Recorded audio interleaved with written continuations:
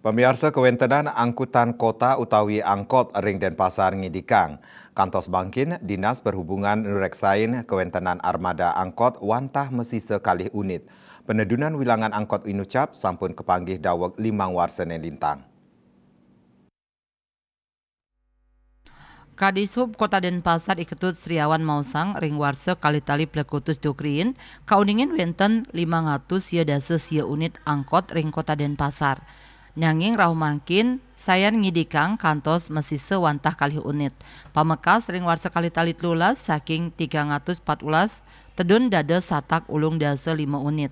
Wilangan inucap wantah sida memargi kantos warsa kali-tali kali dase. Nanging ring warsa kali-tali selikur kauningin muali tedun dados 11 unit dados nyani mesise 6 unit.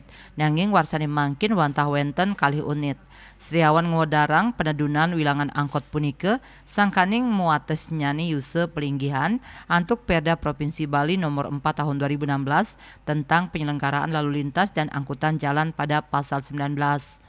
Wates yuse pelinggihan angkutan orang sareng kendaraan bermotor umum dalam trayek beroperasi ring margine piniswe selai warse. Asa punika taler akehan angkot sanewenten ring Denpasar ka produksi duk warse siu 900 sia dase 5. Asmara Putra Bali Pos Nguningaya.